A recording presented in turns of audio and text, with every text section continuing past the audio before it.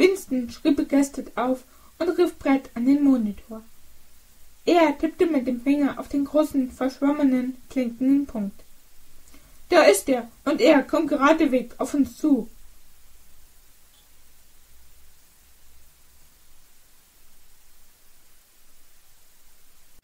Diane griff Jason am Arm. Sie deutete auf ihre Uhr und dann auf die Sauerstoffflaschen.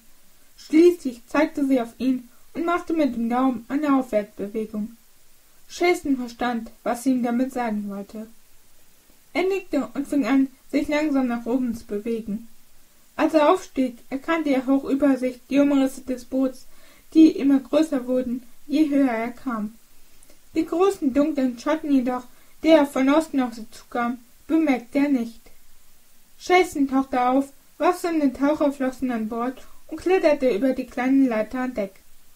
»Uns geht allmählich die Luft aus«, erklärte er. »Mom hat mich aufgeschickt, um neue Flaschen zu holen.« »Das wird aber eine Weile dauern«, warnte Winston. »Kein Problem«, meinte Jason.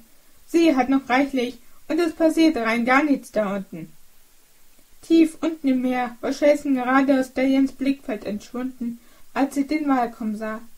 Er kam näher und begann neugierig, aber zugleich vorsichtig, das Boot langsam unter Wasser zu umkreisen.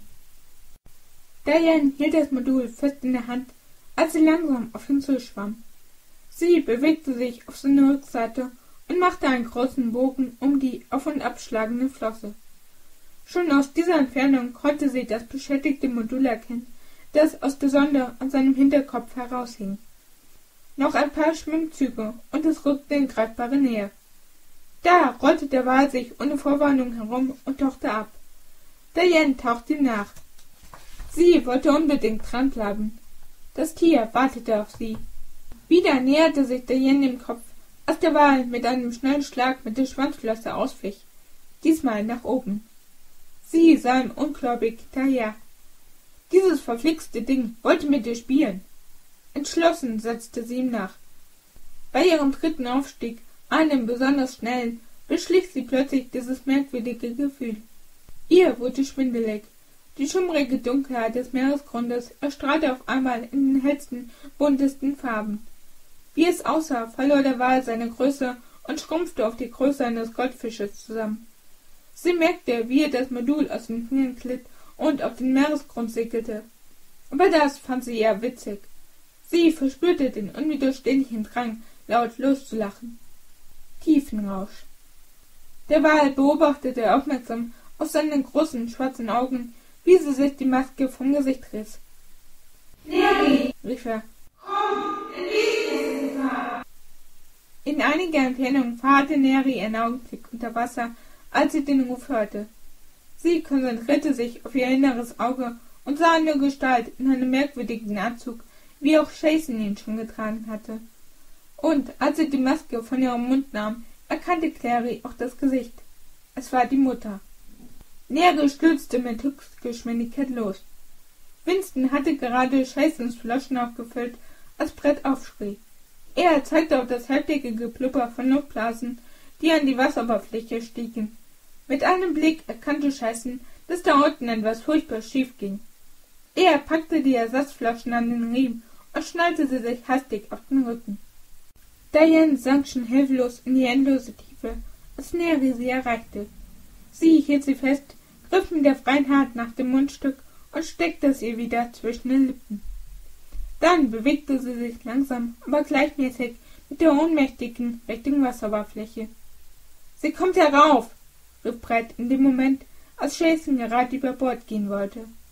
Da kam tatsächlich eine Gestalt aus der Tiefe nach oben, aber man konnte nicht erkennen, wer oder was das war. Ein paar Sekunden später tauchte Neri auf. Sie hielt Diane immer noch fest im Arm. Jason sah erschrocken zu Winston hinüber. Der stand wie eingewurzelt da und starrte Neri mit großen Augen und offenem Mund an. Dianes Körper war schlaff und ihr Körper hing herunter, aber zu seiner großen Erleichterung konnte Jason die Atemgeräusche hinter der Sauerstoffmaske hören. Er beugte sich vor und hob sie an. Als Winston sich aus seiner Erstarrung gelöst hatte, fasste auch er mit an. Sie hoben Diane an Deck und Neri warf Jason einen ängstlichen, fragenden Blick zu. Er nickte ihr dankbar und beschwichtigend zu. Mom würde schon wieder in Ordnung kommen. Als Winston das nächste Mal aufsah, war das Mädchen verschwunden. Sie stand neben der Jen herum, die hustend und spuckend auf dem Boden lag. Ihre Augenlider flatterten und öffneten sich dann zur Hälfte. Mit verschwommenem Blick sah sie zu Winston auf. Es dauerte noch eine Weile, bis er endlich ein schwaches Flüstern hervorbrachte. »Das Mädchen«, krächzte sie. »Haben Sie es gesehen?« »Ja«, sagte Winston ruhig. »Das habe ich.« Diane nickte und schloss erschöpft die Augen. Als Winston sich beeilte, den Anker zu lichten, damit sie schnell zurück zur Orca-Station kam, wo es ärztliche Hilfe gab, sahen sie Jason und Brett an. »Tja«, meinte Jason leise, »nun ist die Katze aus dem Sack.«